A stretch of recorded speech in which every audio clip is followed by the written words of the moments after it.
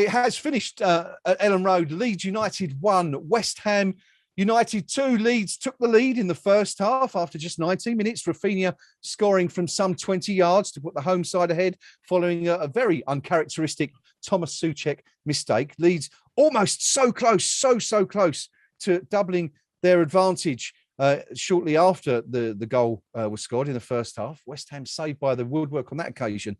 Second half, West Ham really picked it up. 8 minutes after the restart, Michail Antonio had the ball in the back of the net, but none of us were surprised when VAR ordered Kevin Friend to have a look at his monitor, and it was ruled out for an infringement on the goalkeeper. No surprise there. But West Ham eventually getting back into the game. And as we said, it was somewhat fortuitous when the goal arrived. Jarrod Bowen cutting inside on the right-hand side of the box. His shot was, I think it was deflected off the ankle, wasn't it, Rio, first of his marker, and it flicked from there onto the thigh, almost of Junior Firpo, who deflected it into his own goal beyond Meslier, who didn't stand any chance whatsoever. 1-1 at that point.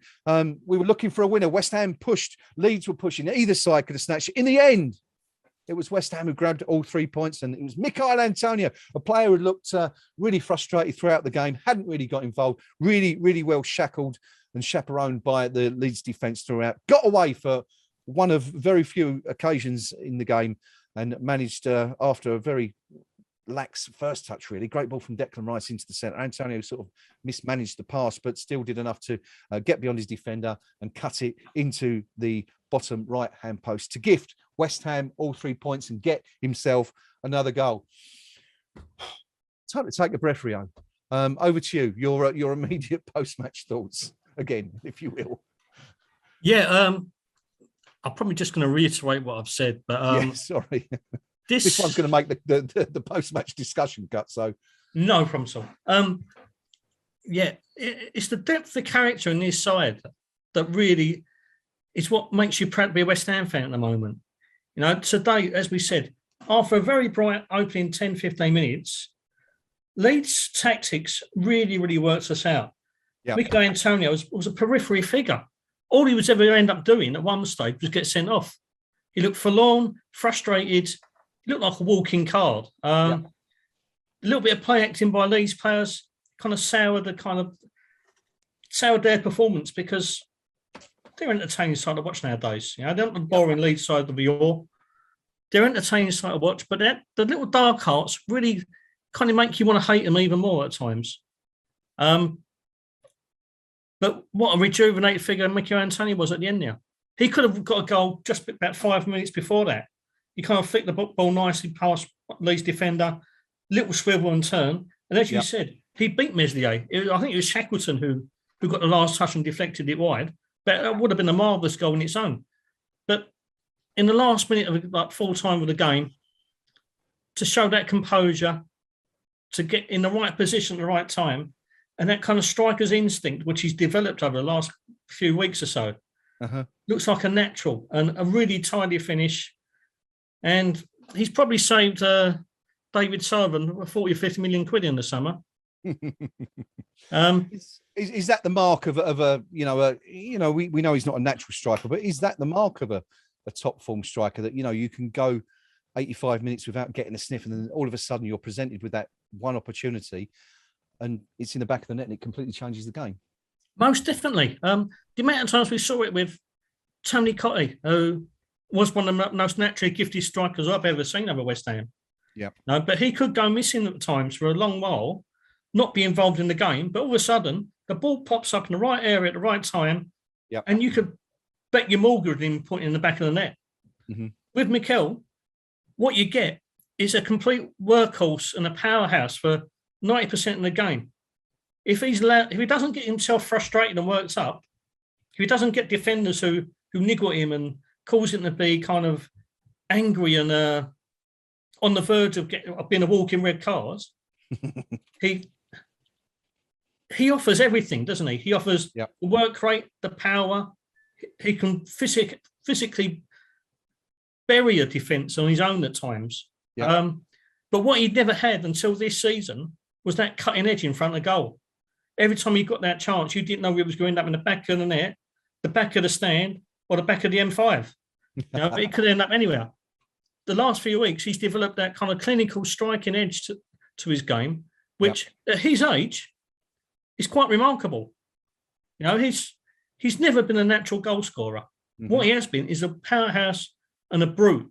Now he looks like a natural striker, and as I said, it's probably saved David Sullivan in excess of £50 million this summer, because that is what we've needed desperately.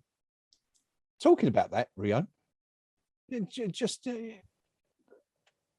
if he was available for sale right now, what sort of price would you be putting on a player that's doing as well as Michail Antonio is right now? And bear in mind he's the wrong side of 30, but what's his value in the transfer market? Well, you've seen players a lot older than him going for extortionate fees before. The style of the way he plays the game, he would fit into any single side in the country. I mean, Manchester City would cry out for a player of his ilk. Obviously, probably about 6 or 7 years younger. Yeah. But that physicality, that sheer brute force, mixed in with the ability to find the back of the net, at the moment, it's pretty much priceless. Yeah. And the reason we haven't bought a replacement for him in the summer is because David Moyes didn't find someone who could take over that role, take up that mantle, and deliver the same kind of output. It's not because we didn't want another player, but the way that we play, the way that Michail Antonio plays, it's pretty much irreplaceable in European football at the moment, because anyone who has got similar kind of characteristics, who's a ready-made Premier League player, is going to cost you an absolute fortune. Fair enough. Yeah, it's hard to put a price tag on a player that is scoring as regularly and as frequently as he does. Just noted actually that after the game, Declan Rice, Souček, Cresswell, and Soufal all went to the crowd and threw their shirts in. So I'm sure there'll be some, as if all the Hammers fans aren't happy as it is. There's going to be some very, very happy Hammers going home with some probably rather smelly shirts in their locker tonight. But yeah, it's just been a fantastic day. Before we go back and have a quick look at the goals again, Rio, let's just have a quick look at what's happened elsewhere in the Premier League this afternoon. There's some other games taking place earlier in the day. A couple of away wins. We asked for another one and we got it in the end, didn't we? Manchester City winning 1-0 at Chelsea. Probably the two teams that are most likely to be challenging for that title this season, apart from the Hammers, of course. Manchester United beaten at home by Aston Villa, and of course missed a penalty, which is just beautiful, really. Some justice after what happened in the last two games, I think. Leicester, who Jamie Vardy, if you haven't seen it yet, do watch Match of the Day or whatever highlights package you choose later on tonight, because the own goal is an absolute peach from Vardy.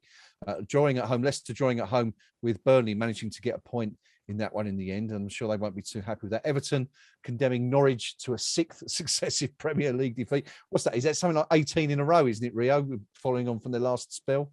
Yeah, I don't think they've won in the Premier League for about, I know you've got to factor in the old coronavirus and their spell out of the top flight, but it's almost a whole century now, isn't it? At least. I hate to say it, because I do love Norwich as a club and as a place to visit as a day out for football. Yeah, I desperately want them to stay up, but they're doomed. They're doomed already. Yeah, I mean, it's a bit early to sort of predict someone's relegation after 6 games, but I don't think I think it's fair to say they're doomed, aren't they? You're absolutely right. No points from 6 games, unfortunately, for the Canaries. Leeds, of course, beaten at home by West Ham United. We're going to be coming back to that one in just a moment. Watford and Newcastle, they're not going to be happy. They are not going to be happy, those Geordies, tonight, travelling all the way down to Hertfordshire for this one, and getting a draw against Watford. I'm just going to take a quick look at that just to see how it went. And Newcastle, Sean Longstaff opening the scoring, putting them one up after 23 minutes, and then Ismail Assar equalising 80 minutes for time. They are going to be absolutely livid. Expect the chance of Bruce out and the Cockney Mafia out, even though he's not from anywhere near London, to come from the people of Newcastle. But a couple of games, one more game actually this afternoon. Brentford and Liverpool being played at 5:30, and then it's Southampton Wolves, Arsenal Tottenham, Crystal Palace Brighton. The big derby tomorrow, of course, out of those 3 games. The Seagulls versus the Eagles. And so just having a quick look at the Premier League table, and it's so tight. West Ham, amazingly, have only moved up 2 places, having won that game today from 9th to 7th. But we are, as it stands, only 2 points behind the current league leaders, Liverpool. The Premier League is Liverpool first, 13 points. Man City second, 13 points. Chelsea third, 13 points. Manchester United fourth, 13 points. Everton fifth. Want to have a guess? 13 points. Brighton sixth with 12. West Ham United seventh with 11 points. And Aston Villa, who enjoyed that win at Old Trafford today, eighth with 10 points. So it's so tight at the top of the Premier League. No one if Liverpool win today, I guess they'll be very pleased, but no one running away with it at the moment up there. And I suppose we're a bit disappointed, aren't we, Rio, to sort of be only seventh after, having only lost once, but it's still so tight up there, isn't it? Yeah, but the best thing about it, the only game we have lost, we really should have got that draw. Yeah. And the thing is, we're not losing games much. We are grinding out draws when we need to. Yeah. Southampton wasn't a pretty game, but in years gone by, we would have caved in and lost that. We're not doing that anymore. We're not that kind of side.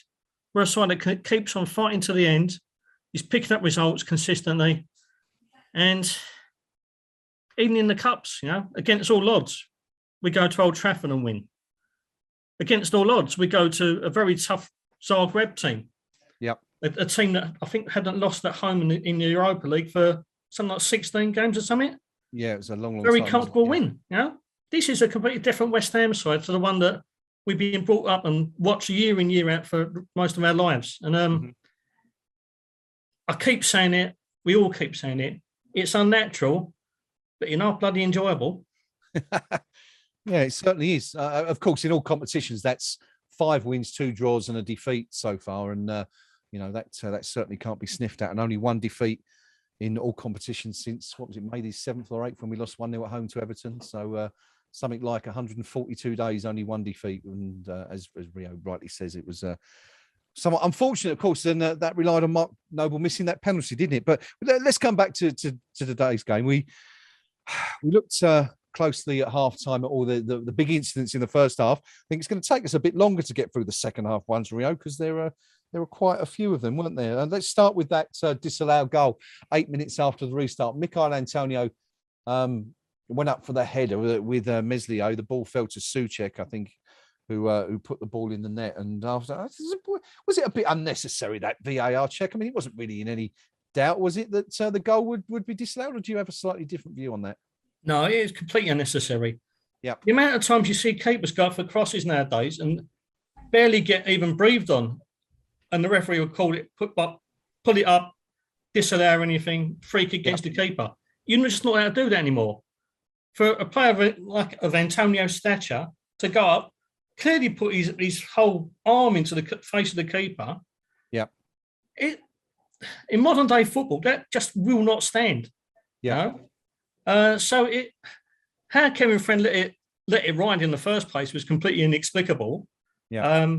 I just don't think they're trying to get the value out of the use of the VAR machine, because if it's been sitting there doing nothing all day, they might just use it for something. But get their money's worth. Yeah, I don't know. I just can't understand why he let it go. But it was like stepping back in time 30 or 40 years, wasn't it? When the days of yore, when you're allowed to go in and fully barge the keeper in the back of the net, walk away and you're 3-0 up and stuff like that. But it just doesn't happen anymore. Yeah, it kind of reminded me a bit of that. What was that cup final, Everton-Watford? Where was it? Who was the goalkeeper? Steve Sherwood for that one. Yeah. Sherwood. Of course it was, wasn't it? Got bundled in the net and looked entirely perplexed when the goal was allowed to stand. But what was that, 85, 86, something like that, wasn't it? 83, I think. 83? Yeah, I think so. Between Watford and Everton, wasn't it? The Brighton one, yeah. But anyway, yeah, as you rightly say, a lot's changed since then. Next major incident was fantastic save, actually, from Meslier. And let's give the Leeds goalkeeper credit, because he had a really, really good afternoon. He was fantastic. The Souček header that was aiming for the top right-hand corner, Meslier, somehow clawed it out. It looked like it was going to be buried in the top corner, but it's a fantastic save in the end. And as I say, he made several, didn't he, throughout the game? Yeah, he had a bit of a reputation last year for being a little bit enigmatic, to say the least. He'd have one absolute cracking game followed by 2 or 3 absolute stinkers where he looked so vulnerable. But he's improved over the last, say, 7, 8, 9 months. Much more solid. But he pulled off a couple of crackers a day, and that was probably the pick, because made himself, flung himself across the goal, plucked it out, and denied us a clear goal. It was fantastic save, but both keepers made absolute worldies today. Yeah, certainly did. And then we, of course, had those shortly after that. There was, how often do you see this happen? Once it leads 1-0 up, fantastic opportunity to go 2-0 up. And then within 3 minutes, it's all square again. I'm talking about that effort that Klitsch had, 12 yards from goal. The goal at his mercy, could have picked his spot and just got it all wrong, didn't he, Rio? And put it. I think there was a deflection in the end. They got the corner, but what a chance for Leeds. I'm sure they'll be looking back at that one, won't they, and thinking that was our moment. Most definitely, because the way that their goal came in the first half and they had another couple of chances, is that we left so much space between our central defenders and their attacking players. And there was far too much time and space once again. Klitsch, again, who is a player I quite like, he didn't have... He made the completely wrong decision anyway, because the player to his left would have been in a far better position to score. Yeah. But his lack of awareness has really cost Leeds the points there for me today, because if they had scored that, I can't see us getting back into the game. But again, we afforded far too much time, far too much space. But unfortunately for him, and not for us, he's got it completely wrong. He should have made a better decision, played his teammate in on the left, but even the finish was a little bit weak for him, really. But yes, all the time in the world to pick his spot. Yeah, certainly did. Massive. Of course, Leeds, already hit the post when they were leading 1-0. So, they can't say they didn't have their opportunities to, so with both of those, they could have been 3-0 up and the game would certainly have been, over as a contest had both of those gone in. But they didn't.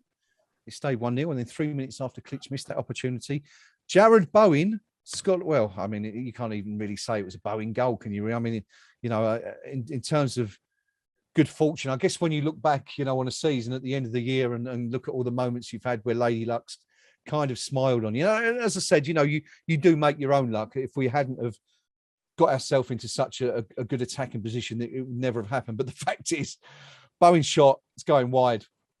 Took a slight deflection off the ankle of his, I'm not sure who the player was who was marking, flicked up, it's hit Firpo on the thigh or the knee or whatever, the hip.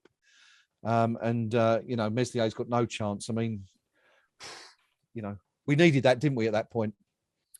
Yeah, it just seemed that whatever we did do right, it just was going to be one of those days where nothing would go into the back of the net. The chance that Meslier saved from Souček, fantastic save. Yeah. But Bowen, he did one of those runs that he's becoming almost a trademark for him. He cuts in, he asks questions of the fullbacks, he makes life difficult. As you said, there was a double deflection. I think the second one come off the new Leeds player, Derriere. Was it? I was being kind when I said his thigh or his hip. Yeah. I've been looking up online and, apparently it come off all right, the rear end of Firpo. But I think, again, for me, it was just desserts because Firpo was lucky to be on the pitch in a way. Yeah, well, After the bitch slap in the first half. But, the amount of times West Ham over the years have dominated games away from home. Yeah. But it's just been one of the days when nothing ever goes right. That little bit of fortune once in a while, let's take it. Let's milk it for all it's worth. Too bloody right. Too right, I should say.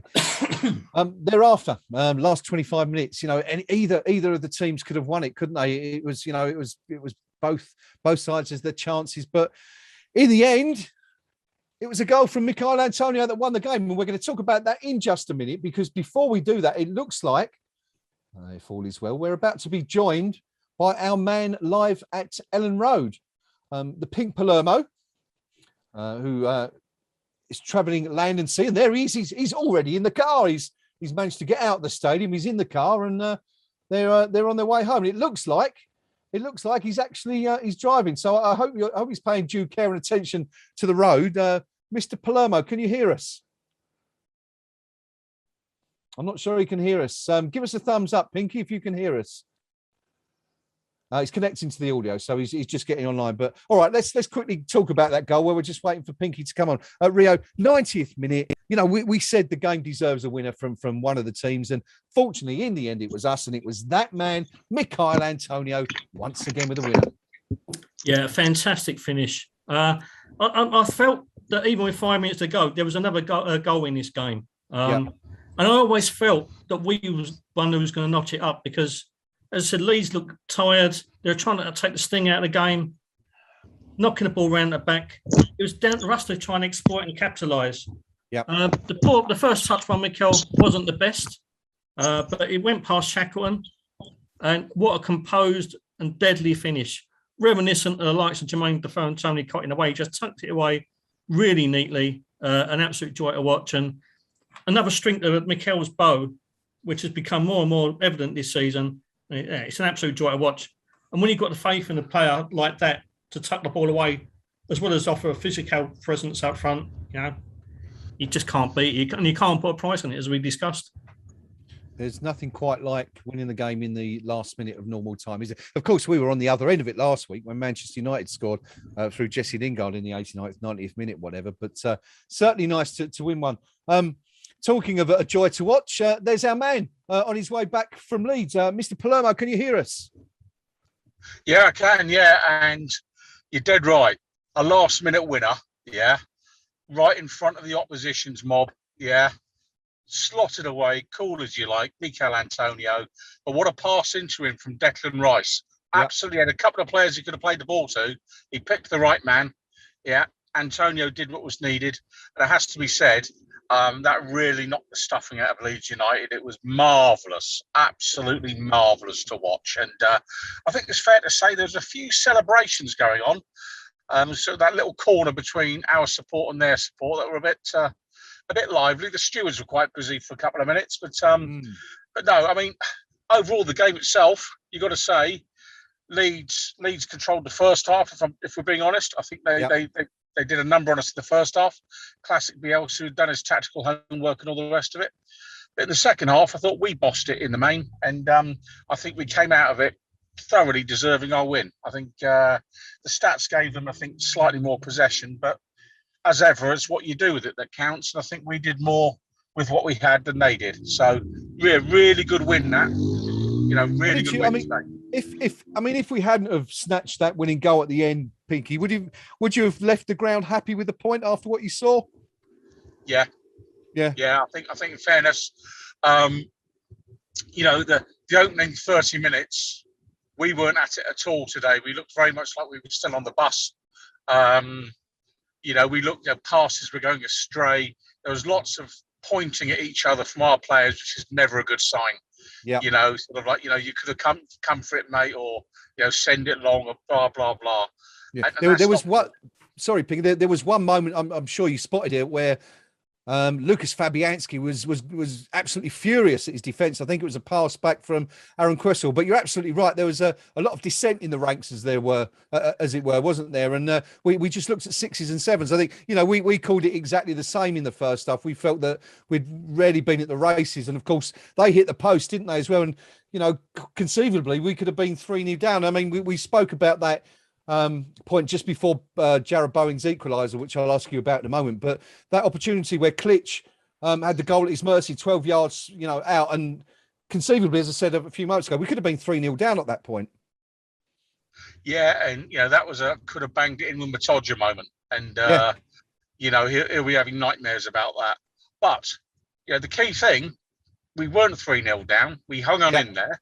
You know, and I think it's a good sign of this West Ham United team that actually we can take a bit of a pounding. We've been on the ropes for 30 or 40 minutes to some extent, and we've come out in the second half and we landed the knockout blow. And I'm building you all up for the boxing later. You see, that's very this good, isn't just good. Off the cuff. This is all scripted. You know, the three people that are watching, you should know that. But no, I mean. You mentioned the Bowen goal. You know, talk about a star man playing on the right. You know, I think he's a fabulous footballer, Jarrod Bowen. I really do. Okay. I think he's outstanding in terms of work rate. I think he never ever gives in, never gives up. And if you're a teammate or a manager of that player, you think, that's the attitude I want in this team. Because Yeah. how often in the past have we had players that perhaps weren't, how can I put it, totally dedicated to chasing every last ball, every last dead opportunity? Bowen does that, and he does it for 90 minutes. Super footballer, and great finish. Great finish today. Yeah, it certainly was. Before I come back to Rio, tell us about the celebration. I mean, you touched on it there in the 90th minute. It looked like, for all intents and purposes, it was going to peter out to a 1-1 draw. Decent point. None of us would have been unhappy with that, I don't think. As we always say, pick up your points away from home, get your draws, and it all looks good. But our man Michail Antonio there, was it what they generally refer to as scenes in the away end there in the 90th minute? I'm sure there was a lot of beer being splashed around. Yeah, there was a bit of that, and somebody did get on the pitch, and yeah, Rio pointed that out. Yeah. So, he got nicked, and but I want to say right here and now, he's completely innocent. Okay, I mean, well, the thing is, in all seriousness, there's a touch to the Arthur Waite stand about the stand we're in today at Leeds. I'll tell you now, the gangways were completely packed. The stewards did not do their job. And when there's a surge forward like that, the only safe place a supporter can go is onto the field of play. So I want to be very clear on that. I don't think that's a pitch invasion. I think that's a supporter who's trying to keep himself safe. Yeah. And because of the surge from the back, and had the stewards done their job and kept all the gangways clear and all the aisles clear, who knows? It may not have happened. So, if his lawyer's watching this, go with that as a defence, mate. So we'll pass that on to the FSA, the Football Supporters Authority, so they can use that as evidence. But yeah, I mean, just a hijinks, wasn't it? Let's be honest, people. I mean, understandably delighted. You've travelled a long way to get to the game, 3-4 hours, whatever it is, and you've seen your team snatch all 3 points. I mean, of course you're going to be over the moon. Why not? Rio, any questions? Sorry, Pinky, go on. Just banter. Just banter. Yeah. That's all it is. And it's high spirits. And if you take that from the game, what are you left with, really? Seriously. Yeah. Take the emotion out of it. Totally right. Rio, any questions for Pinky? Yeah, just how chuffed do you feel after this week, mate? It's been a bit of a cracker, hasn't it? Well, let me tell you, I missed Wednesday night and was inconsolable. And I'm absolutely inconsolable, because wins at Old Trafford do not come along that often. And to say I had a face like thunder sat in a hotel in Glasgow late at night would be an understatement. But what a terrific week! What a terrific week! I mean, let's be honest. If you take it from the Zagreb victory when we beat the Bad Breath boys over there, hammered them on their own patch. Then gave Manchester United's first team a really good game last weekend, and I thought we were unlucky there. I thought the error of Bazuma allowing Lingard to get the goal, but I thought we were unlucky there to go to Old Trafford, beat them in front of a very good crowd, and that was our reserves. Let's make no bones about it. That was our reserves, and Man United supporters might say, well, it was ours as well, but. Yeah, but they had £350 million of reserves. Yeah. Their reserves resemble the Bank of England's reserves, if you get my drift. And then today, to come away to Leeds United, I mean, I said it last season on Isaac Mother Brown. If I was a neutral, I'd quite like to go along and watch Leeds United, because I think under Bielsa, I think they're playing some good, attractive, positive football. They're on the front foot. So to go to their place today, and get away with all 3 points, a goal down, putting it back all square, and then at the death. You can't beat it. You cannot beat it. There is no better feeling as a football supporter going to a so-called big club's ground and actually, doing a smash and grab in the last minute and just watching the faces of all the Leeds fans trudging away. Absolutely a joy to behold. Wonderful stuff.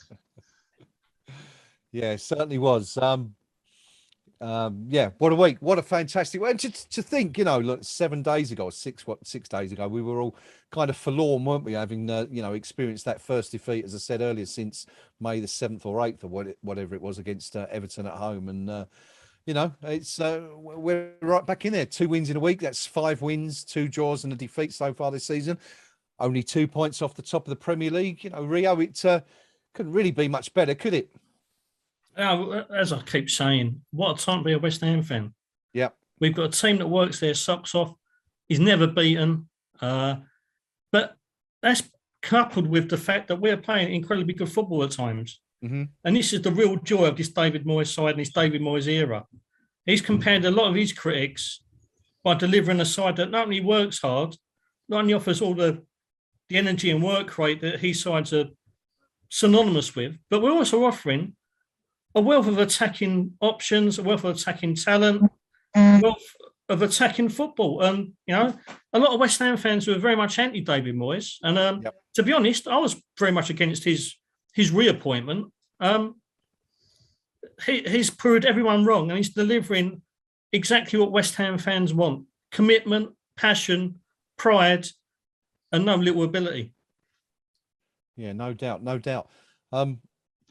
Let's turn our attention briefly to man of the match. I mean, you know, I'm sure there was that many standout candidates today, so it'll be interesting to hear what you guys think. But let's go to our man at the ground first of all, Pinky. You know, you saw it all in the flesh. You might have got a slightly different perspective of the match than we did watching it on the screens on TV. Who stood out for you most? Who's your man of the match this week? Owen for me today, because, you know, goals change games and they change the outcome of games. But for me, terrific finish from him. But also that second half, he worked his socks off. Yeah, I thought he was outstanding today. I mean, there are other candidates. I thought Antonio, I thought he was desperately unlucky to be penalised with the disallowed goal. I thought that was harsh. I mean, you know, what we're saying now, you can't challenge anyone ever.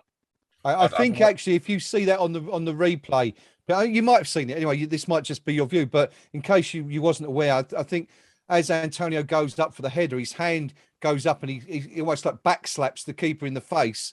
And I think that's why they considered it as a foul, not necessarily just that he was going up. But anyway, I mean, you know, carry on, please. Oh yeah, you say that, but the bloke, you know, shuffling along the aisle, you know, the row of seats to get to his seat past me today, he caught me in the chops as well. But yeah, I didn't give him the yellow card, did I?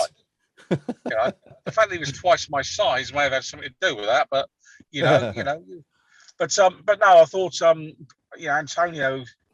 Let's just talk about Mikel Antonio, because from that awful moment away at Crystal Palace, and I've mentioned it many a time, when I think that was the final straw for Slaven Bilic. That was the moment that I think Bilic really got his cards.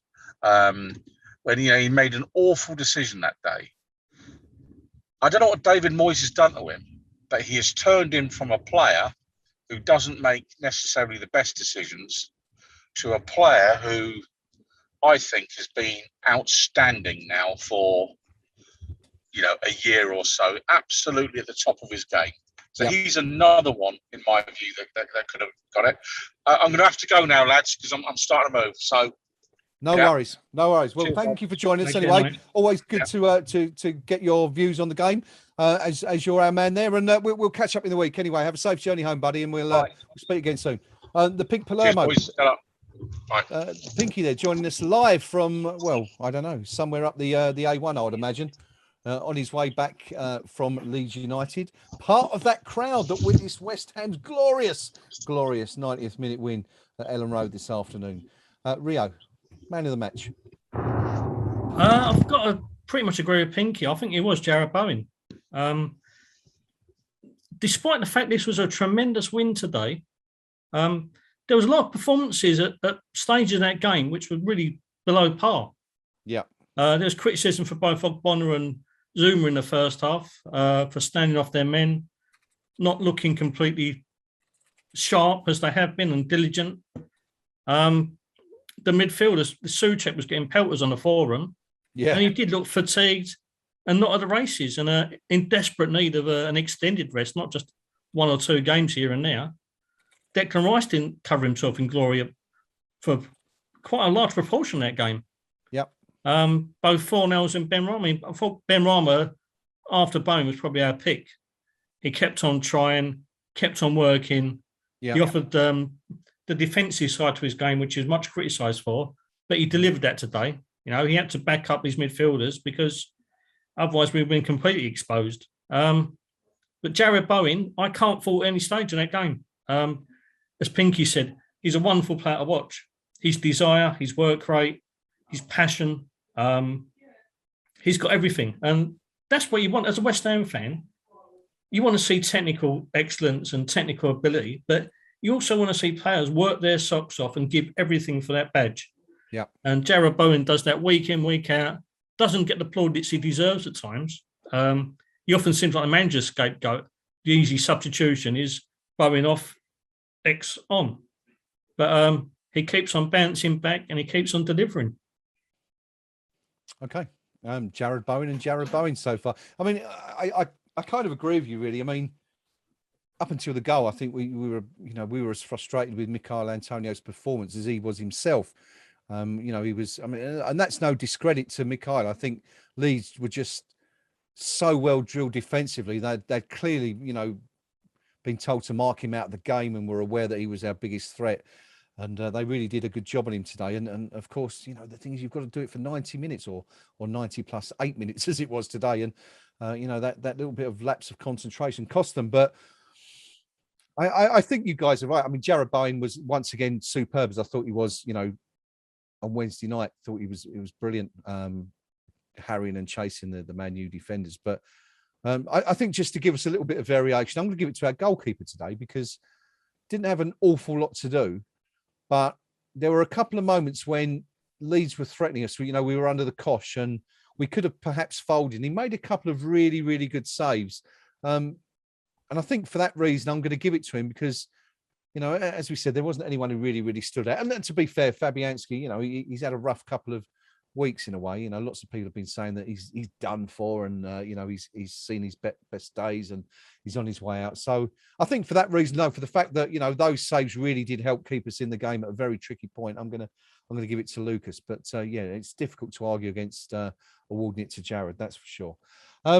Let's have a quick chat if we can, about Thomas Souček. Now, you touched on this, Rio, during the game, following that mistake, but he's certainly not been at his best, is it? And neither of the Czech boys have. We also spoke about Soufal.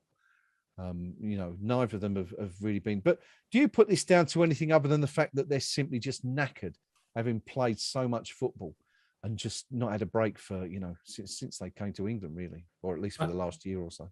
I think it's 100% down to that.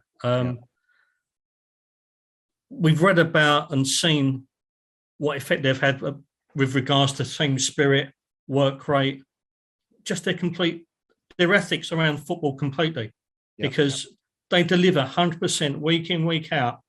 But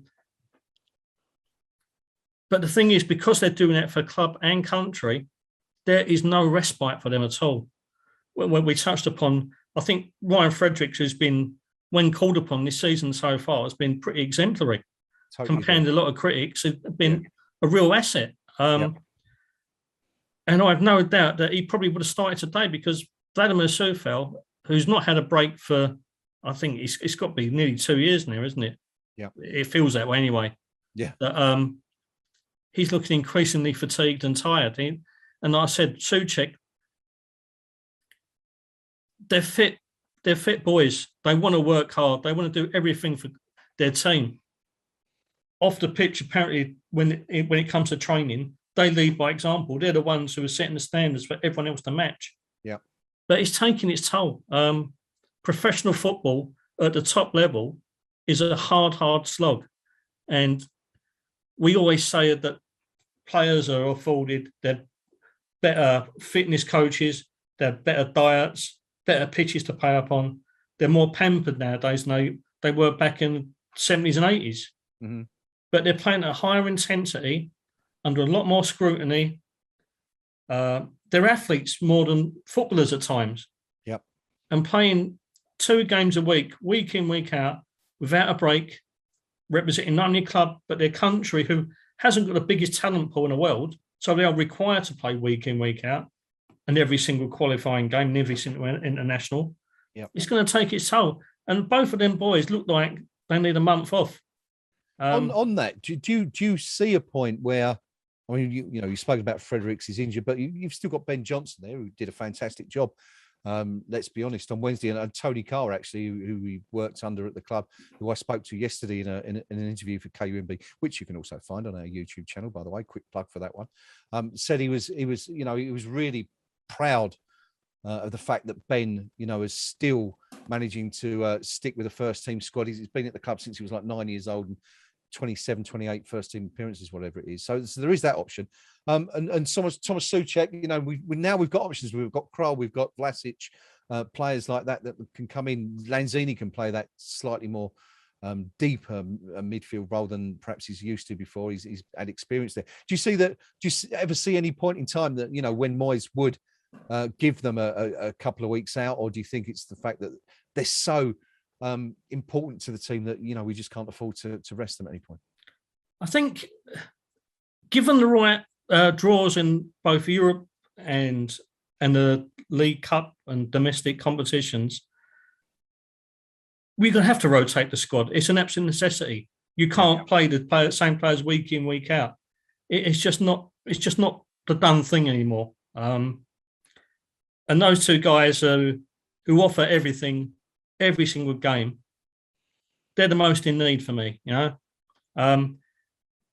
They will get rested, but it's picking and choosing when we decide to do that. Yeah. And when the likes of Ben Johnson, who, as much as I really want to succeed, I've still got a few question marks about him. He's still not the full caliber player that we absolutely need at the moment.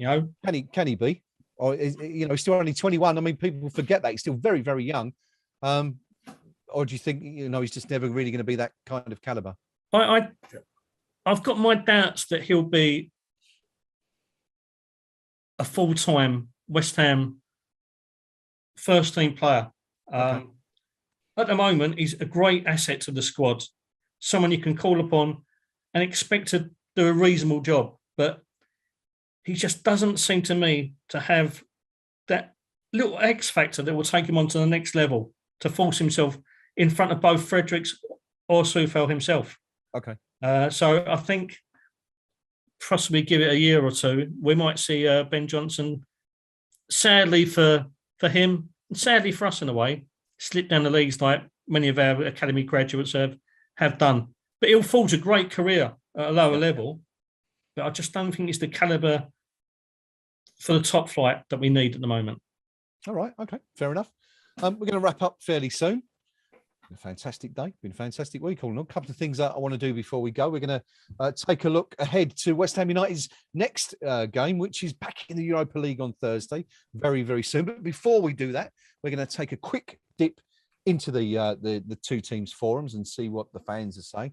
Rio's going to bring us the latest from the KUMB.com forum match thread very, very shortly. Before he does that, I'm going to bring you a few comments from Marching On Together, which is the Leeds United forum. Of course, they're all rather disconsolate and disappointed with what they've seen this afternoon, especially a guy called Leeds 1000 who writes, ifs, buts and maybes again. We ended up losing a game. West Ham didn't do enough to win. I missed the first 25 minutes due to work. Well, I mean, if you missed that and still thought we didn't do enough to win, then it's that was really Leeds' best part of the game. It's another if Klitsch scores that City, he says, but without Raf putting it on a plate for someone or scoring himself, we look like we'll never score again. Maybe if we had Antonio, who knows how to finish, instead of Leeds 9 Leeds players that don't, it'd be a different story. Perhaps the best performance I've seen by us this season anyway, but the wait goes on. Bongo 1874, it didn't take long, did it? Listen, you have been over by the ref and VAR. Antonio shouldn't even be on the pitch to score that goal. This will be interesting. Let's see what he's got to say. I'll watch the full game when I get home. We drew 1-1 with Watford. With your full team back, you will beat them. I said we'd beat West Ham today, but you can't blame the players or Marcelo Bielsa for the ref making a complete arse of it. We'll stay up. Squad depth is a massive weakness at the moment, but we've also got a lot of good youth coming through and we'll be fine. Interesting. Didn't really expand on why he felt Mikel Antonio shouldn't be on the pitch, but I'm sure someone else will get to that. White Swan says, I'm worried that if this continues, the Ellen Road crowd will make their feelings known. It won't be at all helpful to the users. And yeah, I mean, that's really a common theme. Still quite pleased with the way they played. I mean, Ellen Back one says the performance level was so important today. It's the first time, including pre-season, that they played that well. Rafinha and Meslier were immense. I think that's fair enough. No one would argue with that one. And finally, I mean, Bielsa getting a little bit of criticism, which I'm surprised at. But no, it's I suppose when you haven't won a game in 5, that's only natural. But Robert's also getting some criticism from the Leeds fans, but BG White's saying October is a massive month. We need 9 points from it.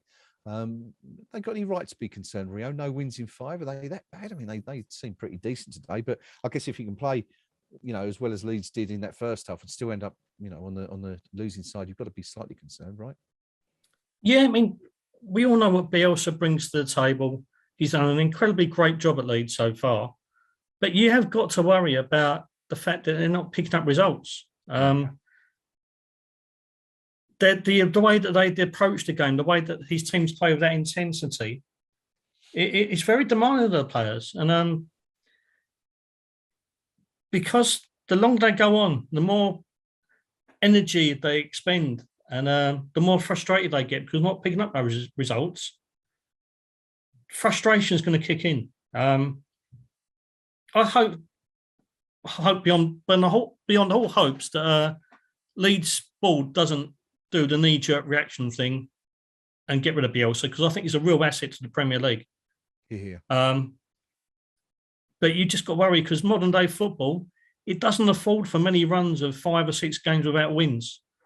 And, Leeds are looking a little bit susceptible at the moment. They're not the greatest depth of squad, which could afford them to make wholesale changes as we haven't, to bring players in to freshen it up, to offer something a little bit different, to bring that constant work rate and energy at every given time. They've got a couple of players missing injured. Yeah. And it's showing. Their signings like Dan James again, absolutely anonymous today. Yeah, he wasn't involved at all, was he? And obviously hauled off in that second half. But I kind of just looking at the table here, I mean, it's interesting that this must be quite unprecedented, I would imagine. But, we're 6 games in now. And there's 1, 2, is it 6 teams? 1, 2, 3, 4, 5 teams out of the 20 in that league that are still yet to win a game. You've got Norwich, Burnley, Leeds, Newcastle, and Southampton all winless after 5. That's got to be unusual, isn't it? Yeah, well, I was talking to a friend of mine in a week. We were saying that the league normally doesn't settle down until 15, 20 games into the season. Yeah. And clear divisions take hold. But he was saying to me that he thought that barring the likes of Brighton, the top 4 has already pretty much cemented itself already after last week's results. As well as the bottom 4, you expect them to stay pretty much there, and everyone else is battling out for the mid-table places. And to be honest, he's looking that way. We said during the game that Norwich looked doomed, and you can't see no way back for them. Yeah. There's another couple of teams down there, like you say, Newcastle look pretty much forlorn. Burnley, Sean Dyche's sides will never give up, and they always try and bounce back. But that run's got to come to an end at some point. They're not picking up a lot of points.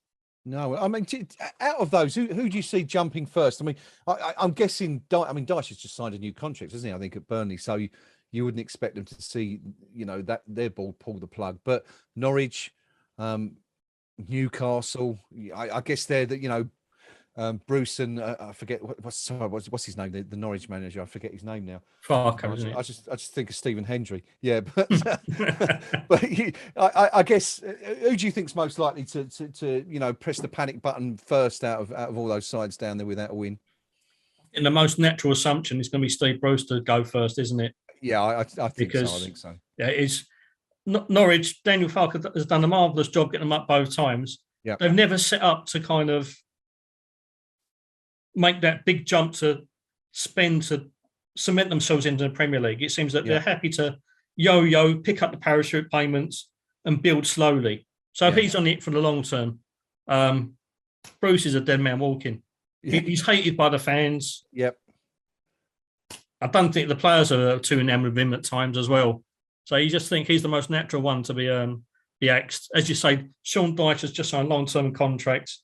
Yeah. He's another one who builds clubs, you know? Yeah. Yeah. I mean, the thing about Bruce is he doesn't exactly, instill confidence, does he? The interviews, they're all so dour. And I mean, I follow a True Faith, one of their fan accounts on Twitter, who we did the preview with for the Newcastle game, and it's the vitriol that you see come from that account, and it's I understand that West Ham have had issues with their owners and probably for many years, and none really as difficult that in terms of the split and the differences between the two parties. But Newcastle thing's a whole other thing entirely. I mean, they hate the manager, they hate the board, and it's horrendous. Kind of reminds me of us a couple of years ago, with Pellegrini. But it's not a healthy situation at all. But anyway, we've done Leeds, we've done the other teams. Let's have a look at the KUMB.com forum, where I expect the fans posting on there are just a little bit happier than the Elland Road mob. Yeah, just a tad, just a smidgen happier than those from up north.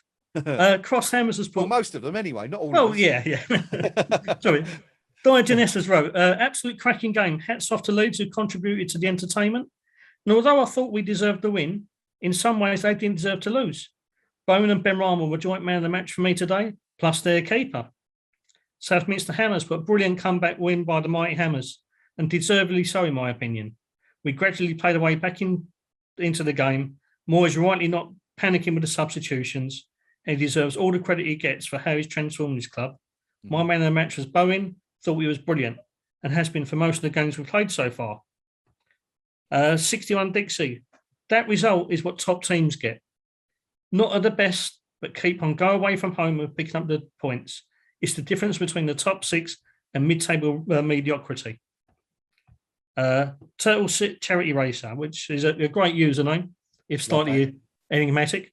Awesome. He just put, what a cracking game to watch, which, again, we've delivered entertainment in spades this season already. Barring the Southampton game, we've been involved in some cracking games of football. And Neith Iron has put, I've just seen the stats. 20 attempts away from home. You can stick your negative football, or so the saying was by someone here not so long ago. We'll be interested to see what Moyes' win percentage at the club now. And here we go. George Paris has put, God, I'm knackered. Leeds are a great team. There are no way three worse sides in the league than those.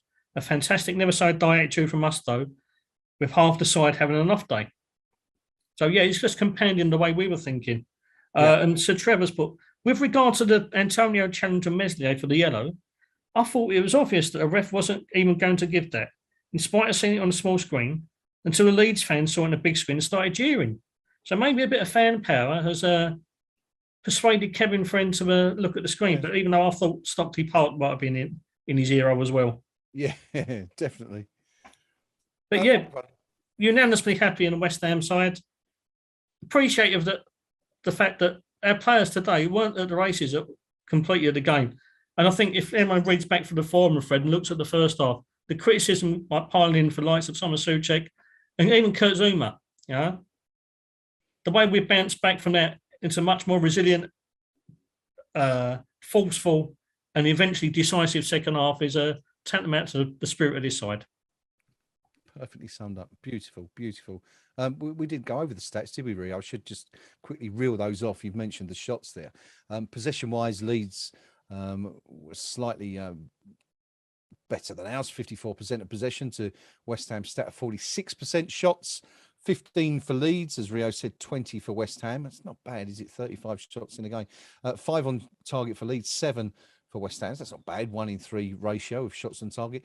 5 corners for Leeds, 7 corners to the Hammers. Leeds committing 10 fouls. West Ham committing 6. That's a pretty good tale of the tape, I guess, really. West Ham deserving the win based on that, really, just about. We're going to wrap it up there. But before we do, we will, as always, look ahead to the next game. The next Premier League game, Rio, is next Sunday, I believe. We are at home to Brentford, which should be an interesting day because Hammers United are, of course, staging their latest protest outside the ground before the game. Of course, that will all be done and dusted long before the game starts, as is their wont. Anything like that, they like to make sure that it's all done and dusted before the game starts, so everyone inside the stadium can get fully behind the troops. If you want to get involved in that, have a look at Hammers United's website. They are meeting before the game to continue their protest against the board. I'm sure that's quite a contentious issue at the moment, but you can do that debate on the KUMB.com forum. It's been argued about for the last few weeks about whether or not they should persist with that. But anyway, moving slightly off tangent, of course, before that, Thursday night, back in the Europa League, first home game ever in the Europa League, Rapid Vienna at the visitors Rio. Now, they had a bit of a disappointment in the first game, didn't they? They were drawing at home with Genk until the final minute and then conceded that goal. So unfortunately ended up losing 1-0. You've got really that they were the sort of, I mean, it's not really whipping boys in this group, but they were the 4 seeds. On paper, I guess you've got to expect a West Ham victory, haven't you? But, and again, we keep talking about the West Ham of old versus the West Ham that we've got now. And this is exactly the sort of game, I think, isn't it, that you'd look at and think, West Ham of old, it's a Berkakara, it's an Astra Giurgiu, it's a potential, banana skin. But I don't see that this week. How do you see it going? You've got to go into the game with confidence, haven't you? The way that we've been playing this season, as we keep on reiterating about our never say die attitude, the way we approach games now, much more professionalism. We have to be favourites. My only concern is it's our first home game in the Europa League forever, basically. Yeah. And it's how we approach it, because we're the ones who have to be asking the questions. We're the ones, like, I dare say Vienna, Rapid are going to sit back, let us kind of dictate the play, ask the questions of them. Now, we've seen a few times, like Southampton particularly, when we're forced to do that, we're not necessarily acting on our full potential.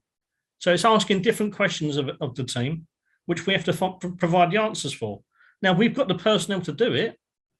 It's a bit of a diversion from our normal style of play. It's just how we adapt.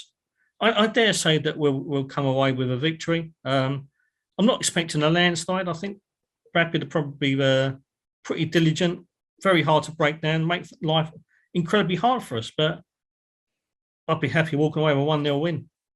Yeah, of course. I mean, that would put us in pole position, wouldn't it? 2 wins out. So what sort of team do you see David Moyes putting out? Because there was a few changes for the first leg.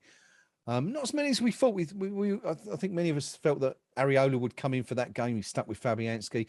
Of course, I guess David Moyes had the added bonus, didn't he, for the Zagreb game of having Michail Antonio available because he couldn't play the following weekend because of the red card. But that's not the case. Of course, we've got Brentford 3 days later, which is going to be a tough test. They're playing some decent football this year. So, what sort of team do you think we're going to see, and who do you think will be playing up front? I mean, Bowen played there last week, but you're talking about Souček and Soufal being knackered. I mean, he's played a lot of football lately as well, hasn't he? Yeah, very much so. I'm more inclined. I think there'll be about 5 or 6 changes from today from the starting lineup. Right. It wouldn't surprise me to see Vlasic start up front, and us utilise the space in and around him, getting midfielders running from deep and attacking that in that respect. Yeah. I think there'll be changes at the back. I think Aaron Cresswell was due a bit of a rest. I know he didn't play in midweek against Manchester United, but he's the wrong side of 30 now. So I think he might get a break. I wouldn't surprise me to see Arthur Masuaku come into the team. Yeah, good shout. I think there might be a change, a keeper again. Not because, as you said, Fabianski pretty much exemplary today, but I just think Areola has been brought in as a cup keeper, and because we're at home, it won't be a hostile atmosphere.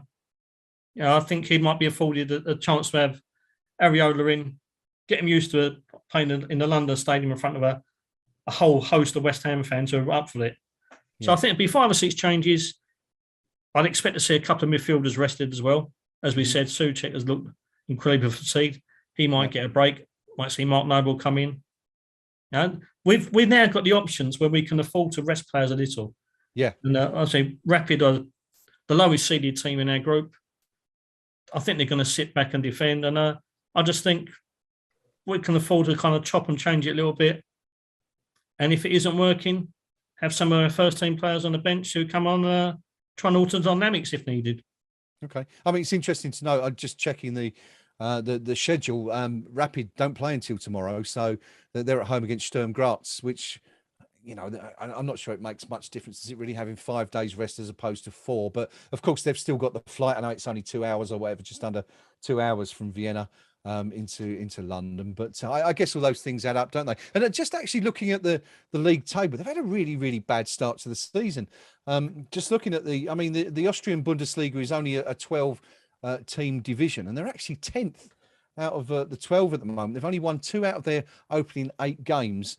And they're only 1 point off the bottom of the table at the moment. So, I mean, looking at all those factors, you've just got to, as I said, if this was the old West Ham, all these things taken into account, you'd probably be looking at an away win, wouldn't you? But as we said, this is a new West Ham, and it's all lined up for another good Europa League night for the Hammers, I guess.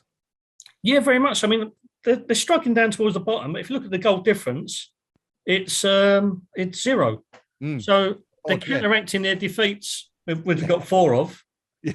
With they're not losing by many. No, they must have had a couple of big wins out of that, mustn't they? If they've lost 4 and won 2. But I mean, I, as you say, I guess West Ham obvious favourites for that one. And are you going over there on Thursday? Are you hoping to get to the game? Yeah, I'm most definitely there. Okay. I've very rarely missed home games. I think I've only missed one in about far too long. It's one in about 15, 16 years. So yeah, I'm over there. Stuff. Be hobbling over. So yeah. Well, what do you make of the fact that we haven't sold out for this game? The club still the tickets have been on general sale for a while now. And are you surprised by that, given it's our first ever Europa League home tie? I'm not 100% surprised, to be honest. Right. It's modern football. Midweek games alienate a lot of our northern support. A lot of those who have to travel in from various parts of the country. It makes it incredibly difficult for them on a Thursday night. You'd hope you might pick up some of those who kind of have drifted away from supporting the club in recent years and try and reintegrate them back into coming on a regular basis. But yeah, I mean, I dare say there were about 45 over there, 50. Wouldn't surprise me. It won't be far off a packed house for me. Yeah. Yeah, that wouldn't be bad, would it? 50,000 for a Thursday night game. You can't really complain about that, can you? Bear in mind, we're, as we said the other night, we're still fighting on 4 fronts this season: League Cup, FA Cup, Europa League, Premier League. It's a lot of games for fans to shell out for, isn't it? It's as we know, football's not a cheap pastime. And if Manchester City can't sell out for Champions League games against some more celebrated luminaries than the likes of Rapid Vienna, then we're not doing too bad. We can shift 45, 50,000 tickets. Yeah, no, it's a fair point you make. But that's it. Thursday night. It's an 8 o'clock kickoff, is it? Yeah, 8 o'clock. 8 o'clock kickoff. I'll be here anyway, even if I'm on my own Thursday night. Not sure, I'm hoping that most of the usual team will be down at the ground. I might be able to get DL out for the game. But we'll see see what happens anyway. But either way, we'll try and put on a live stream for you on Thursday night for the benefit of those who can't get to the game. I'm sure it's on telly anyway. It's on BT Sport, I think, isn't it? So I'm sure everyone will be able to see it. But that is it for today. We're going to wrap it up there. Rio, thank you for your company. An absolute pleasure as always to sit through the game with you. And I hope you have a wonderful night over there on Thursday. Hope we can maybe get you live from the ground and a little bit more audible than last time, because we couldn't really hear you, could we, last time? It was a bit difficult for some reason. My hardware has failed me massively this season. It's been an absolute shocker to make. But no, have a good one, mate. And I'm sure we'll have you back on Eyes Up Mother Brown again very soon. Thank you also to all of you who have joined us in the live chat. As always, thoroughly appreciative of your comments. Keep us going throughout the game. And that's about it. It has been a wonderful, wonderful afternoon for West Ham United and our supporters. 1-0 down at half-time. The second best by some considerable margin, I think it's fair to say, in that first half. But we turned it around brilliantly in the second half. Goal disallowed from Thomas Suchek after 53 minutes. Jared Bowen, actually, it's a bit unfair to give him the goal, but we'll afford him that honour anyway. After 67 minutes, there we were thinking that we were going to escape with a draw, and in the end, up pops Michail Antonio.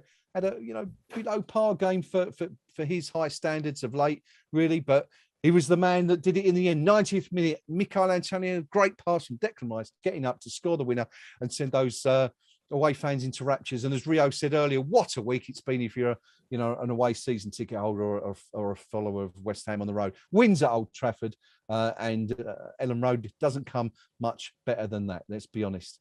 Until next time. Right, so we're here in the offices of a Late Late Show with the host of a Late Late Show, James Corden. Hi. Big West Ham fan. Yes. And big knees up Mother Brown, man. Yeah. Yeah, I'm regularly on the general discussion page. There's always someone who's got some information, so I love it. Yeah. It's great. Yes, it's excitement surrounded by imminent disappointment. That's what it mostly is. Get on the forum at kumb.com. Come on, you irons.